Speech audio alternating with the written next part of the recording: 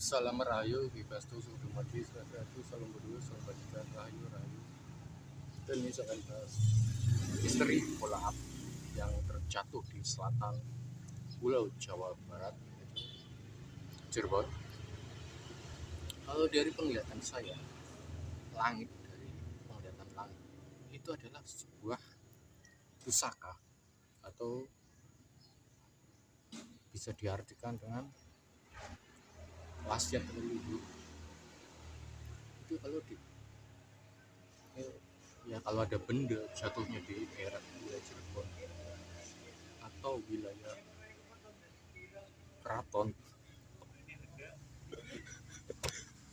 keraton ya, Cirebon di wilayah keratonan yang ada benda meteor, itu bisa mengartikan sebuah mustika atau pusaka. Kan itu Cirebon kan identik dengan keraton. Dia lu ngadus kan jadi kamera dia. Keraton. Identik dengan keraton, terus di daerah situ kemungkinan ya, itu kan pandangan saya. Kalau pandangan lainnya mungkin itu sihir atau apa. Tanggal 55 kan ganjil 55. Aku udah lihat kalau dari pastian benda tersebut adalah bisa diartikan dengan benda pusaka atau sebaliknya sihir atau santet. Dulu saya pernah mendapatkan sebuah benda itu atau terbang dari langit, jatuhnya di sini batu warna merah delima. Itu dulu saya punya segini, batunya warnanya merah seperti api. Saya dulu tirakat 40 hari 40 malam, puasa 40 hari saya tapa berata di ruangan. Terus itu ada benda jatuh, dor itu benda tuh batu segini. Itu hasil dari tirakat saya olah seperti puasa ya. Itu arahnya dari arah barat Sunda, hasil dari Sunda ya. Berarti kalau benda tersebut jatuh dari Sunda itu miliknya keturunan Gusti Prabu Siliwangi. Kenapa benda tersebut bisa jatuh di wilayah Cirebon?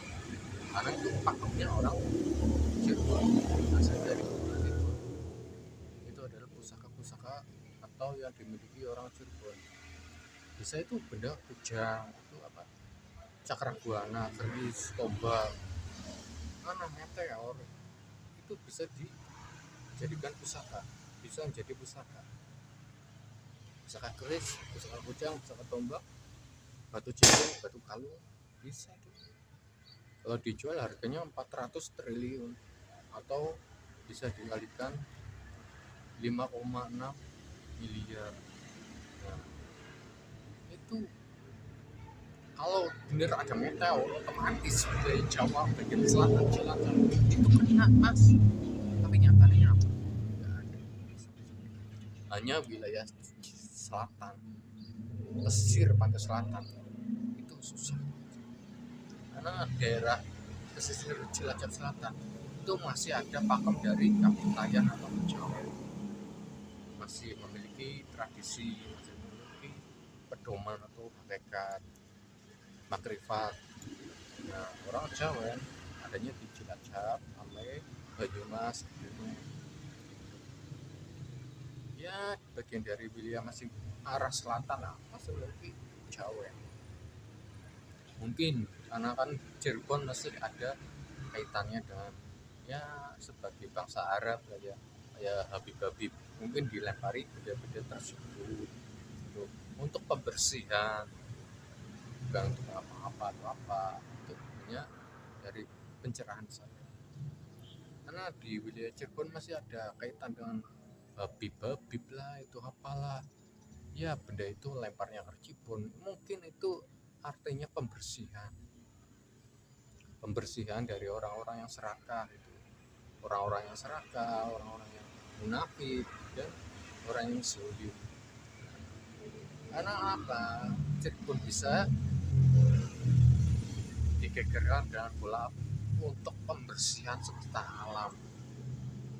dibersihkan dari orang yang angkara murka, orang serakah, rakus. Itulah Cirebon harus dibersihkan dari segala orang yang serakah, orang yang berbau agamis dengan politik, orang yang berbau agamis yang berbisnis di agamis untuk kepentingan dirinya sendiri. Itu jelas harus dibersihkan. Orang jahat nggak semua pakaian dari berdasi, orang jahat nggak semua dari berpangkat dengan bintang. Orang jahat pun ada di antara agama-agama agamis lah itu. Orang jahat semuanya ada di agamis, nggak semua ada di politik, nggak di DPR, nggak di orang pakaian pangkat bintang jenderal, nggak semua di situ. Orang jahat pun ada di agama-agama itu ya, agamis lah ya. Orang jahat pun ada di situ. Karena Cirebon harus dibersihkan dari orang-orang tersebut. Salam Rahayu, Bestu Sugimadi. Karena Cirebon masih ada kaitan dengan politik dan orang yang serakah, yang munafik di situ masih ada kaitannya. Karena Cirebon harus dimurnikan dari pedoman-pedoman Nusantara, Dwipayana, sastra Jendro Hayuningrat dan Kapitayan. Harus itu. Dan sampai Cirebon itu menjadi kaum yang munafik. Itu aja kalau pesan saya. Salam Rahayu, Bestu Sugimadi. Setelah itu salam berdua, salam bajikan, Rahayu.